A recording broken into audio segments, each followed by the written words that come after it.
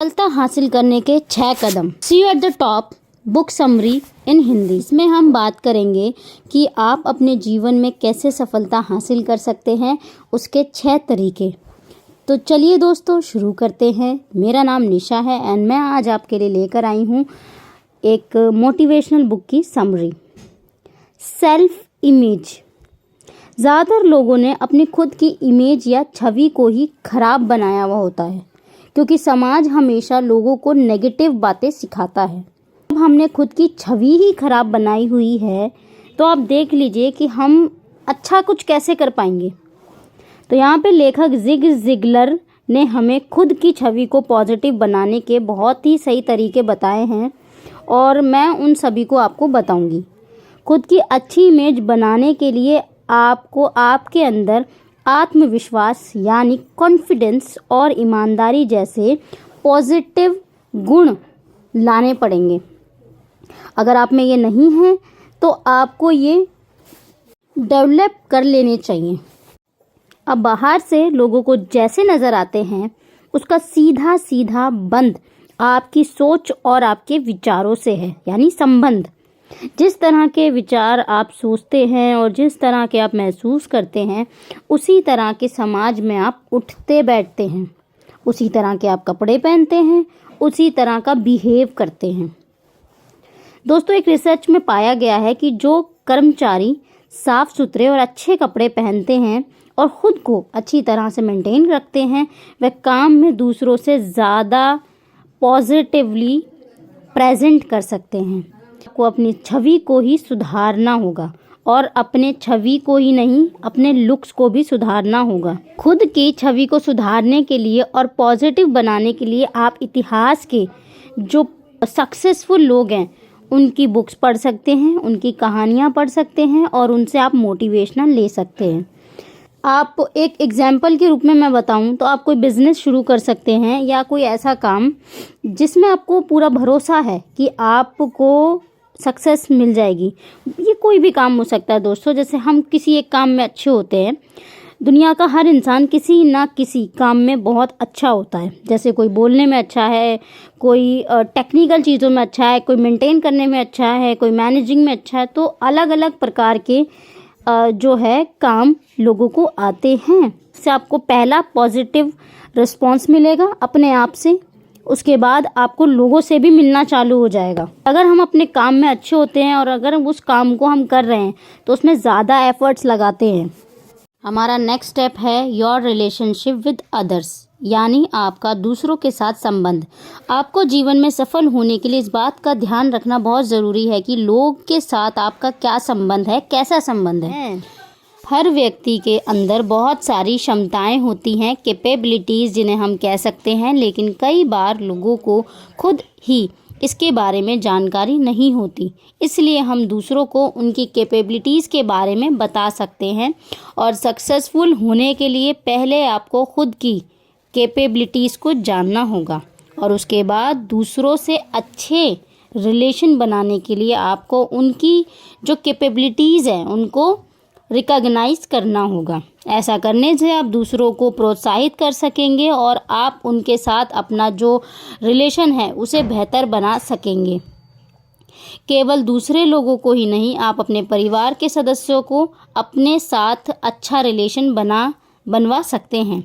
जिन लोगों के साथ अपने परिवार के संबंध खराब होते हैं वह ज़्यादातर तनाव में रहते हैं, क्योंकि उनके मन में अपनी परिवार को लेकर कोई ना कोई समस्या चलती ही रहती है और परिवार की यही समस्याएं उनकी सफलता में रुकावट पैदा करती हैं। नेक्स्ट हमारा स्टेप है सेट गोल्स, लक्ष्य तय करें।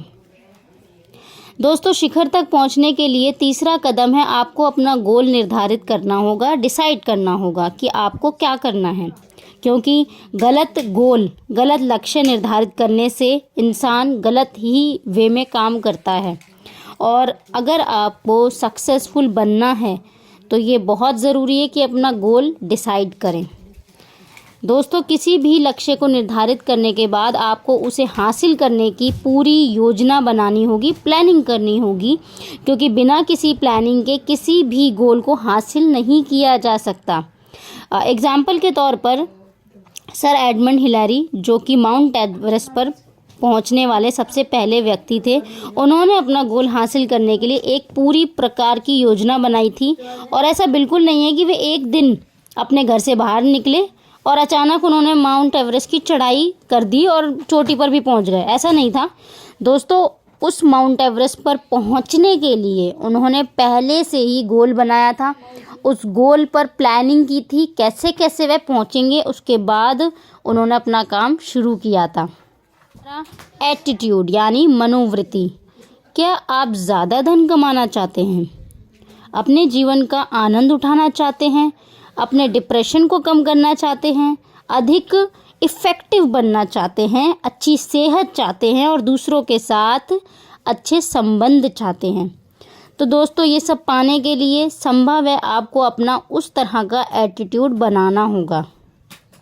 आजकल दुनिया के हर देश में बहुत से ऐसे स्कूल हैं जो अलग अलग तरह के काम सीखने की ट्रेनिंग देते हैं, लेकिन सही सोच और सही एटीट्यूड बनाने की ट्रेनिंग किसी स्कूल में नहीं दी जाती। ये बहुत इम्पॉर्टेंट चीज़ है।